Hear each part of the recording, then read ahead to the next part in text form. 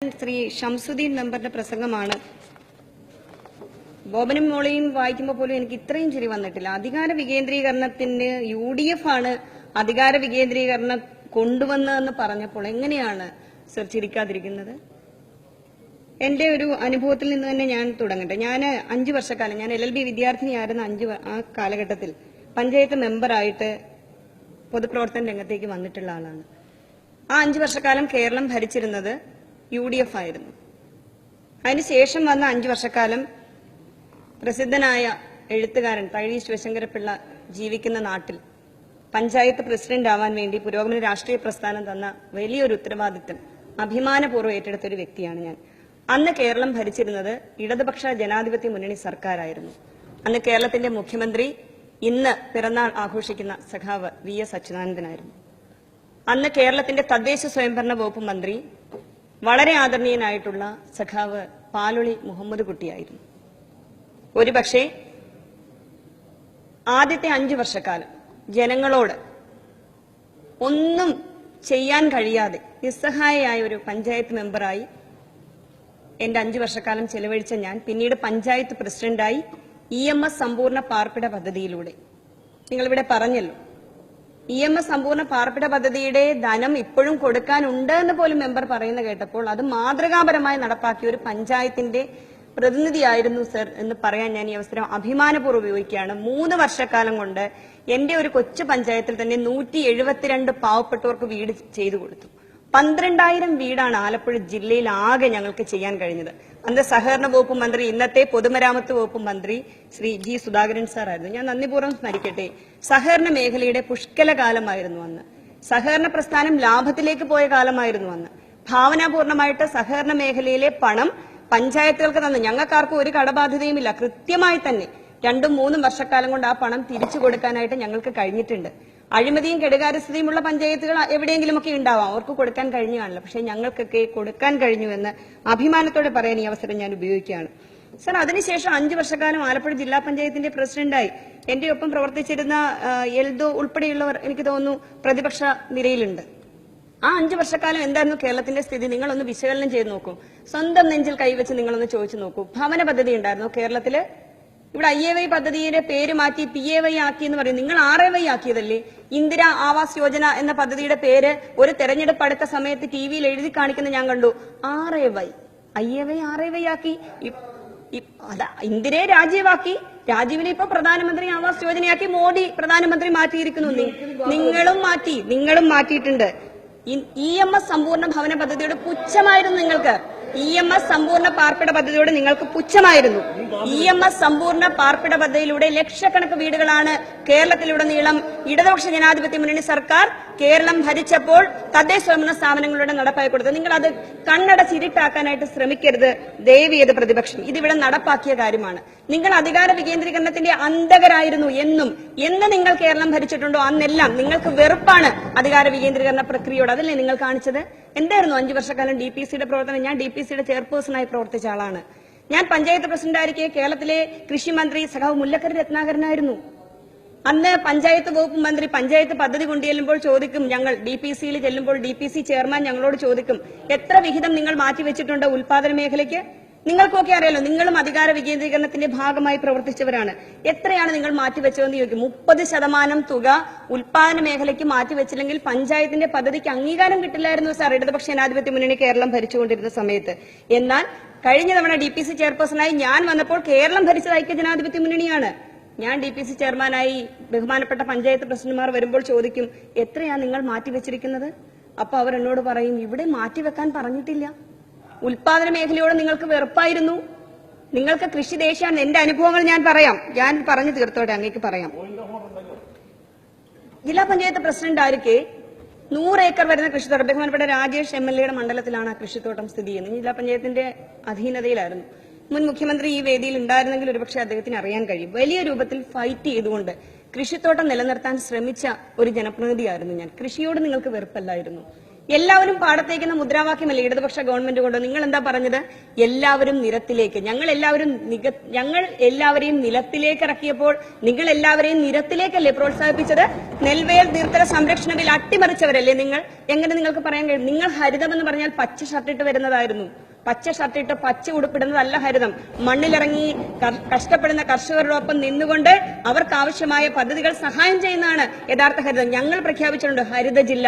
ഞങ്ങളുടെ ഇടതുപക്ഷ government sir ഇപ്പോൾ പ്രഖ്യാപിച്ചിരിക്കുന്നു ഹരിത സംസ്ഥാനമായി കേരളത്തെ മാറ്റാൻ പോകുന്നു. ഇവിടെ ബഹുമാനപ്പെട്ട ബഷീർ മെമ്പർ പറയുന്ന കേട്ടു, പട്ടി എന്ന് പറയാൻ പറ്റുമോ എന്ന് എനിക്കറിയില്ല സാർ. ബഹുമാനപ്പെട്ട നായയുടെ കടി കൊണ്ടാൽ ആണ് ഇപ്പോൾ കേരളത്തിൽ നടക്കാൻ. നായ കടിച്ചുകൊണ്ട് ഇപ്പോൾ നടക്കാൻ പറ്റുന്നില്ല എന്ന് പറയും. ഈ നായയെ സൃഷ്ടിച്ചാൽ നിങ്ങളാണ്. 10 വർഷമാണ് ഒരു നായ ജീവിച്ചിരിക്കുന്നത്. നിങ്ങളല്ലേ സൃഷ്ടിച്ചത്? നിങ്ങൾ ഇവിടെ വലിച്ചെറിഞ്ഞ മാലിന്യം ഭക്ഷിച്ചുകൊണ്ടാണ് ഈ നായ ഇന്ന് വലുതായിരിക്കുന്നത്. 3 മാസവും 4 മാസവും 5 മാസവും പ്രായമായ നായയല്ല കടിക്കുന്നത്. ഫോർട്ട് കൊച്ചിയിലെ ബഹുമാനപ്പെട്ട അംഗം രാവിലെ ഇവിടെ സംസാരിക്കുന്ന കേട്ടു. പട്ടിണി കിടന്നു കഴിഞ്ഞപ്പോൾ ഹൈബി നന്നായി സംസാരിച്ചു. ഹൈബി നല്ല മാറ്റമുണ്ട്. പക്ഷെ അവസാനം എഴുതി തന്നെ പറഞ്ഞില്ലായിരുന്നെങ്കിൽ ഹൈബി മനോഹരമായി. ഇത് പക്ഷേ ഒരു നല്ല അംഗീകാരമാണ് ഇവിടുത്തെ ഇടതുപക്ഷ ഗവൺമെന്റിന് നിങ്ങൾ നൽകിയിട്ടുള്ളത്. ഇവിടെ ഫോർട്ട് കൊച്ചിയിൽ ഉൾപ്പെടെ ആളേക്കാൾ വലിയ നായയാണ്. നിങ്ങൾക്ക് നിഷേധിക്കാൻ പറ്റുമോ? അത് ഞാൻ പറഞ്ഞില്ല. ആരുടെ മണ്ഡലം എന്ന് പറയാം. ആളേക്കാൾ വലിയ നായയാണ്. ഒറ്റയ്ക്ക് പോയാൽ ഇവിടെ തിരുവനന്തപുരത്ത് എനിക്ക് മുമ്പ് സംസാരിച്ച ശ്രീ വിൻസെന്റ്, അദ്ദേഹത്തിന്റെ നാട്ടിൽ ഒരു സ്ത്രീയെ, ഒരു പാവപ്പെട്ട അമ്മയെ നായ കടിച്ചു കൊന്നു. നിങ്ങൾ പറയുമോ 5 മാസം പ്രായമായ ഇടതുപക്ഷ ജനാധിപത്യ മുന്നണിയുടെ നയവൈകല്യം മൂലമാണ് ഇത് സംഭവിച്ചതെന്ന്? നിങ്ങൾ മാലിന്യ സംസ്കരണത്തിൽ നിന്ന് പിന്നോട്ട് പോയി. നിങ്ങൾ ചോദിക്കണം, നിങ്ങൾ സ്വയം പരിശോധിക്കണം. കേരളത്തിലെ മാലിന്യ സംസ്കരണ പദ്ധതിയെ അട്ടിമറിച്ചത് നിങ്ങളാണ്. എന്തുകൊണ്ടാണ്? അതാണ് ഞാൻ സൂചിപ്പിച്ചത്. അധികാര വികേന്ദ്രീകരണത്തിന്റെ അന്തകരായിരുന്നു സാർ എന്ന് ഇവർ. അധികാര വികേന്ദ്രീകരണം വെറുപ്പാണ്. ഭവന പദ്ധതി അട്ടിമറിച്ചു. പക്ഷേ ഞങ്ങൾക്ക് പ്രതീക്ഷയുണ്ട് സാർ. ഇടതുപക്ഷ ജനാധിപത്യ മുന്നണി കേരളത്തിൽ അധികാരത്തിൽ വന്നതന്നെ നിങ്ങൾ 3ആയി വെട്ടിമുറിച്ചു തദ്ദേശ സ്വയംഭരണ വകുപ്പിനെ. 3 മന്ത്രിമാർക്ക് വേണ്ടി. എന്തിന്? കേരളത്തിൽ 5ആം മന്ത്രി വിവാദം ഉയർത്തിവിട്ട നിങ്ങളല്ലേ. ഞങ്ങളാരും മറന്നുപോയിട്ടില്ല അതൊന്നും. ഒരു വകുപ്പിനെ 3ആയി കീറി മുറിച്ചുകൊണ്ട് ഗ്രാമവികസനത്തിന് ഒരു മന്ത്രി, പഞ്ചായത്തിന് ഒരു മന്ത്രി, കോർപ്പറേഷൻ ഒരു മന്ത്രി. എന്ത് കാര്യം? ഞങ്ങൾക്ക് ഒരൊറ്റ മന്ത്രിയേ ഉള്ളൂ. ഡോക്ടർ ജലീലാണ് തദ്ദേശ വകുപ്പിന്റെ മന്ത്രി. നന്നായി കാര്യങ്ങൾ കൊണ്ടുപോകാൻ കഴിയും. പക്ഷേ നിങ്ങൾ നടത്തി. ഒരാൾ പറയുന്നോട്ട് ഇവിടെ സ്റ്റാഫ് ഇല്ലാന്ന്. ബഹുമാനപ്പെട്ട മെമ്പർ അങ്ങ് അറിയണം, ഇവിടെ 2 വിഭാഗം ജീവനക്കാർ തമ്മിൽ നടത്തിയ, 2 സർവീസ് സംഘടനകളിലെ ജീവനക്കാർ തമ്മിൽ നടത്തിയ ഒരു സമരം. ഈ മുൻ മന്ത്രിമാരൊക്കെ ഇരിപ്പുണ്ട്. നിങ്ങൾക്കെല്ലാം അറിയാം. ഇതൊന്നും ഇല്ല എന്ന് പറയാൻ പറ്റത്തില്ല. സ്പെഷ്യൽ ലീവ് പെറ്റീഷൻ ആരാണ് സുപ്രീം കോടതിയിൽ കൊണ്ടുപോയത്? ഒരു സർക്കാരും ഇടപെടില്ല സാധാരണ ജീവനക്കാരുടെ പ്രശ്നത്തിൽ. പക്ഷേ UDF സർക്കാർ ജീവനക്കാരുടെ സമരത്തോട് ഐക്യദാർഢ്യം പ്രഖ്യാപിച്ചുകൊണ്ട് SLP ഫയൽ ചെയ്യാൻ കൂട്ടുന്നുണ്ട്. പ്രൊമോഷൻ നടക്കുന്നില്ല സർ ഇപ്പോൾ. അതുകൊണ്ടാണ് 300-ലധികം തസ്തികകൾ ഒഴിഞ്ഞു കിടക്കാണ്. പ്രൊമോഷൻ നടക്കണ്ടേ? എന്താ നിങ്ങളത് മറന്നു പോകുന്നത്? എങ്ങനെയാണ് ഡോക്ടർ KT ജലീൽ അത് നിയമനം നടത്താൻ അദ്ദേഹത്തിന് കഴിയുന്നത്? ഞാൻ പറഞ്ഞു കഴിയട്ടെ, അങ്ങേക്ക് പറയാം. കഴിഞ്ഞ സർക്കാരിന്റെ പിടിപ്പുകേടാണ് സാർ. 300-ലധികം, 150 300-ലധികം സെക്രട്ടറിമാരുടെ സീറ്റ് ഒഴിഞ്ഞു കിടക്കുകയാണ്. 2 ജില്ലയിൽ മാത്രമേ DDP-മാരുള്ളൂ. ഇത് SLP. നിങ്ങൾ SLP ഇപ്പം ബഹുമാനപ്പെട്ട തദ്ദേശ ഭരണ മന്ത്രിയോട് എനിക്ക് പറയാനുള്ളത്, SLP-യുടെ കാര്യത്തിൽ നമ്മളൊരു തീരുമാനം എടുക്കുക. അത് മെറിറ്റിന്റെ അടിസ്ഥാനത്തിൽ അവരെ വിട്ടേക്കുക. അവരതിൽ തീരുമാനം എടുക്കട്ടെ. പക്ഷെ പഞ്ചായത്ത് വകുപ്പിൽ സ്റ്റാഫ് വേണം. ഇപ്പൊ ബഹുമാനപ്പെട്ട എല്ലാ അംഗങ്ങളും പറയുകയാണ്, ഞങ്ങളല്ല ഒരു എഞ്ചിനീയറെ 3 പഞ്ചായത്തിന്റെ ചുമതല ഏൽപ്പിച്ചത്, നിങ്ങളാണ്. ഞാൻ പഞ്ചായത്ത് പ്രസിഡന്റ് ആയിരിക്കും. എന്റെ പഞ്ചായത്തിന് ഒരു എഞ്ചിനീയർ ഉണ്ടായിരുന്നു. ഇടതുപക്ഷം ഭരിക്കുമ്പോൾ പഞ്ചായത്തിന് ആവശ്യമായ സ്റ്റാഫ് തന്നു. ഈ തർക്കത്തിൽ ഗവൺമെന്റ് അനാവശ്യമായി ഇടപെട്ടതുകൊണ്ട് മാത്രമാണ് ഇന്ന്, കഴിഞ്ഞ സർക്കാരിന്റെ പിടിപ്പുകേട് കൊണ്ട് മാത്രമാണ് ഇന്ന് ഈ ഉദ്യോഗസ്ഥലത്തിലെ പ്രതിസന്ധി നമ്മൾ അനുഭവിക്കുന്നത്. അത് വസ്തുതാപരമാണ്, നിങ്ങൾക്ക് പരിശോധിക്കാവുന്നതാണ്. അതുപോലെ തന്നെ മറ്റൊരു കാര്യം പറയാതിരിക്കാനില്ല. കഴിഞ്ഞ തവണ ഞങ്ങൾ പറഞ്ഞപ്പോൾ ശ്രീനാരായണ ഗുരുദേവ ദർശനവും ഒക്കെ പറഞ്ഞപ്പോൾ അവിടെ ഇന്ന് പല അംഗങ്ങൾക്കും ഇതെന്ത് പറ്റി, ഇത് പലപ്പോഴും പല ഫാസിസ്റ്റ് സ്വഭാവമുള്ളവരും ഞങ്ങളോട് ചോദിക്കാറുണ്ട്, എപ്പോഴാണ് ശ്രീനാരായണ ഗുരുദേവന്റെ ദർശനമൊക്കെ നിങ്ങൾ ഏറ്റെടുത്തതെന്ന്. നല്ലത് പറയുമ്പോൾ പലപ്പോഴും പലർക്കും ഇഷ്ടമാകില്ല എന്നുള്ളത് കൊണ്ട് നല്ലത് പറയാതിരിക്കാൻ ഞങ്ങൾക്ക് കഴിയുകയൊന്നുമില്ല. മഹാനായ കാറൽ മാർക്സ് വിശകലനം ചെയ്തിട്ടുണ്ടല്ലോ സാർ, ഇതുവരെ നമ്മുടെ നിലനിന്ന ഒരു സമൂഹത്തിന്റെ ചരിത്രം വർഗസമരങ്ങളുടെ ചരിത്രമാണ്. അത് കഴിഞ്ഞ 5 വർഷക്കാലം നിങ്ങൾക്കറിയാം, ന്യൂനപക്ഷം വരുന്ന ചൂഷകരാണ്, ഭൂരിപക്ഷം വന്ന ചൂഷിതരാണ്. നിങ്ങൾ കൂട്ടിലടച്ച തത്തയുടെ കാര്യമൊക്കെ പറഞ്ഞു. പാരതന്ത്ര്യം മാനികൾക്ക് മൃതിയേക്കാൾ ഭയാനകമാണ് എന്ന് പറഞ്ഞുകൊണ്ട് ഇവിടെ ഒരു കാലത്ത് അടിച്ചമർത്തപ്പെട്ടിരുന്ന പാവപ്പെട്ടവർക്ക്, ജോലിക്ക് കൂലിയില്ലാതിരുന്ന പാവപ്പെട്ടവർക്ക്, സ്വപ്നം കാണാൻ കഴിയാതിരുന്ന പാവപ്പെട്ടവർക്ക്, തന്റെ മക്കളെ, സ്വന്തം കുഞ്ഞിനെ താരാട്ട് പാടി ഉറക്കാൻ കഴിയാതിരുന്ന അമ്മമാർക്ക് ഇവിടെ ഭൂമി നൽകിയത് 1957 വന്ന EMS സർക്കാരാണ് സർ. നിങ്ങൾ ആലോചിച്ച് നോക്കൂ, ഇവിടെ അവർക്ക് സാധാരണക്കാർക്ക് ജീവിക്കാൻ അവസരം കൊടുത്തത്. പക്ഷെ ഏത് സമയത്തും ഇടതുപക്ഷം കൊണ്ടുവരുന്ന എല്ലാ നന്മകളെ 5 വർഷം മതി നിങ്ങൾക്ക് എല്ലാം നശിപ്പിക്കാൻ. എന്റെ കൃഷിത്തോട്ടം തട്ടിയെടുക്കാൻ ശ്രമിച്ചപ്പോൾ ഞാൻ വളരെ വികാരപരമായ ഒരു വികാര പ്രകടനം അറിയാൻ നടത്തിയാണ്. ഞാൻ പറഞ്ഞത് ഒരുതരം വാനര സ്വഭാവമാണ് കഴിഞ്ഞ UDF ഗവൺമെന്റ് കാലത്തെ കൃഷിമന്ത്രിക്ക് എന്ന് പറഞ്ഞു. അദ്ദേഹത്തെ വാനരനെ വിളിച്ചു എന്നൊന്നും പറഞ്ഞ് ആക്ഷേപിക്കാൻ വരുന്നത്, വാനര സ്വഭാവം എന്ന് പറയേണ്ടി വന്നു. കാരണം എന്താ, പച്ചപ്പ്, അവസാനത്തെ പച്ചപ്പ് കൂടി ഇല്ലാതാക്കാൻ വേണ്ടിയിട്ടുള്ള ശ്രമമാണ് നിങ്ങൾ നടപ്പാക്കിയിട്ടുള്ളത്. എന്റെ അനുഭവം വെച്ചിട്ടാണ് ഈ കാര്യങ്ങൾ ഞാൻ പറയുന്നത്. കാരൽ മാർക്സ് വിശകലനം ചെയ്ത അത് അക്ഷരാർത്ഥത്തിൽ ശരിയായിട്ട് വരികയായിരുന്നു ഈ കേരള സമൂഹത്തിൽ. അവിടെ വർഗസമരങ്ങളുടെ ചരിത്രത്തിൽ ന്യൂനപക്ഷം വരുന്ന ചൂഷകർ ഈ കേരളത്തിൽ 5 വർഷക്കാലം പിടിമുറക്കിയിരിക്കുകയായിരുന്നു. അവിടെ ചൂഷിതരുടെ എണ്ണം വർദ്ധിച്ചു. ഇനി ആ അന്തരം കുറയാൻ പോകുന്നു സാർ. 5 വർഷം നിങ്ങൾ കാത്തിരിക്കുക. എന്തിനാണ് ഇത്ര അക്ഷമ നിങ്ങൾക്ക്? 5 മാസമേ പ്രായമായിട്ടുള്ളൂ ഈ ഗവൺമെന്റിനെ. എന്തൊരു അക്ഷമയാണ്, വീറും വാശിയും. പക്ഷെ അക്ഷമ കാണിക്കുന്നവരും എല്ലാ കാര്യങ്ങളും വേണമെന്ന് പറയുന്നുണ്ട്. ഒന്നും കൊള്ളുകയില്ല. ഇഷ്ടമല്ലാത്ത ആൾ തൊട്ടതെല്ലാം കുറ്റം എന്ന് പറയുന്ന രീതി കൃത്യമായി പ്രതിപക്ഷത്തിന്റെ ഭാഗത്തുനിന്ന് കാണും. ഒന്ന് വെയിറ്റ് ചെയ്യൂ, 1 വർഷം അല്ലെങ്കിൽ ഒരു 2 വർഷം നിങ്ങൾക്കൊന്ന് വെയിറ്റ് ചെയ്യാലോ. എന്താണ് ഈ ഗവൺമെന്റ് ചെയ്യാൻ പോകുന്നതെന്ന് കാണാൻ പോലുമുള്ള ക്ഷമ നിങ്ങൾക്കില്ലല്ലോ എന്ന് ഓർക്കുമ്പോൾ വലിയ വിഷമവും ലജ്ജയും തോന്നുന്നു സാർ. ഈ അവസരത്തിൽ നിങ്ങൾ വെയിറ്റ് ചെയ്യണം. പഞ്ചായത്ത് രാജ് സംവിധാനം എങ്ങനെയാണ് ഇവിടെ നടപ്പാക്കാൻ പോകുന്നത് നിങ്ങൾക്ക് കാണിച്ചു തരാം. ഇവിടെ കുടുംബശ്രീ, അനിൽ അക്കരെയൊക്കെ ഇരിപ്പുണ്ടല്ലോ. കുടുംബശ്രീക്ക് ബദൽ ഒരു നയം കൊണ്ടുവന്ന് നിങ്ങളല്ലേ. ജനശ്രീ എന്തിനാ ഇവിടെ കൊണ്ടുവന്നത് നിങ്ങൾ? ഇവിടെ നമ്മളുടെ NRLM പദ്ധതി കുടുംബശ്രീക്ക് കൊടുക്കാൻ ഞങ്ങൾ സമരം ചെയ്യേണ്ടി വന്നു സാർ. NRLM പദ്ധതി കുടുംബശ്രീക്ക് കൊടുക്കാതെ ജനശ്രീക്ക് കൊടുക്കാൻ തീരെഴുതിയവരല്ലേ നിങ്ങൾ? കൃഷി വകുപ്പ് മന്ത്രി ഒരു ഉത്തരവിട്ട് ഞാൻ ഇന്നും ഓർക്കുന്നു. ഞാൻ ആ യോഗത്തിൽ വന്ന് നന്നായി തന്നെ വർത്താനം പറഞ്ഞ ആളാണ്. ഇവിടെ നിങ്ങൾ ഒരു പത്രത്തിലൂടെ നിങ്ങൾ കൃഷി വകുപ്പിന്റെ വിത്തുകൾ വിതരണം ചെയ്തില്ലേ? ഞങ്ങൾ ചെയ്തിട്ടില്ലേ അങ്ങനെയൊന്നും. ഒരു പത്രത്തിലൂടെ, ഒരു പത്രത്തിന്റെ മാഗസിനിലൂടെ നിങ്ങൾ കൃഷി വകുപ്പിന്റെ വിത്ത് വിതരണം ചെയ്തു. കുടുംബശ്രീയെ നിങ്ങൾ അവഗണിച്ചു. നിങ്ങൾക്ക് പുച്ഛമായിരുന്നു കുടുംബശ്രീയോട്.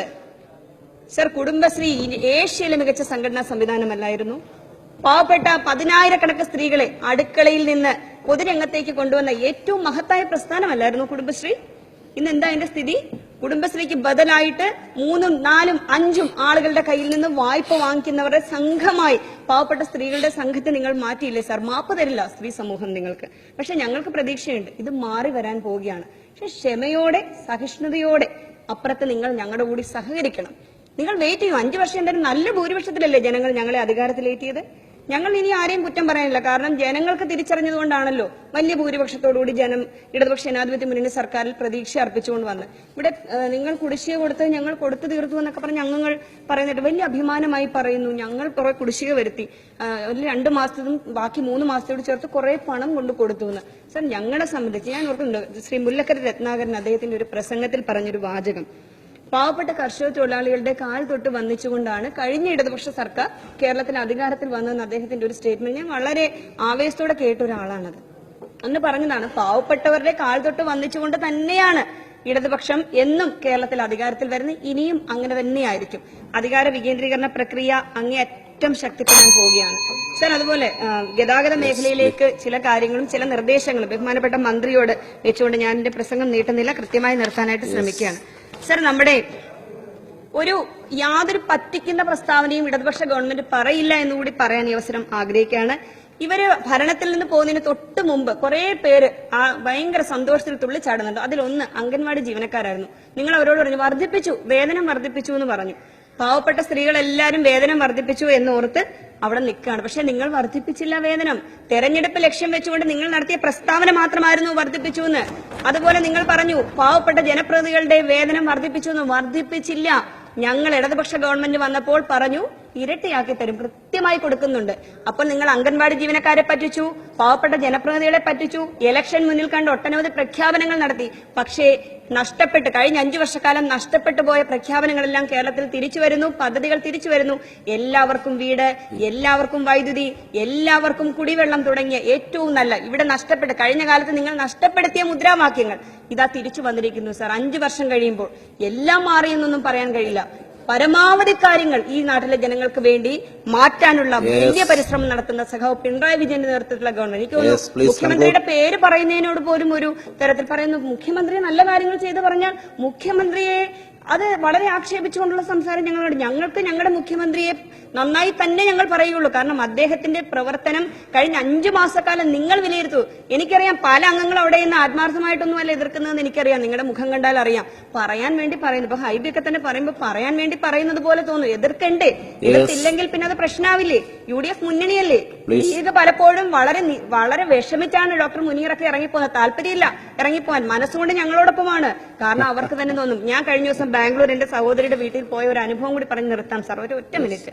ഞാൻ എന്റെ സഹോദരിയുടെ വീട്ടിൽ ചെന്നപ്പോൾ സഹോദരിയുടെ മദറിലോ എന്നോട് ചോദിച്ചു, അല്ല നിങ്ങളുടെ പ്രതിപക്ഷത്തിന് പ്രത്യേകിച്ച് വലിയ രാഷ്ട്രീയ ധാരണയൊന്നുമില്ലാത്ത ആളാണ്, എന്താ അവിടെ പ്രതിപക്ഷത്തിന് പ്രശ്നം? അവരോടൊക്കെ പറയണം, ഇച്ചിരി ഒന്ന് വെയിറ്റ് ചെയ്യാൻ പറയണം.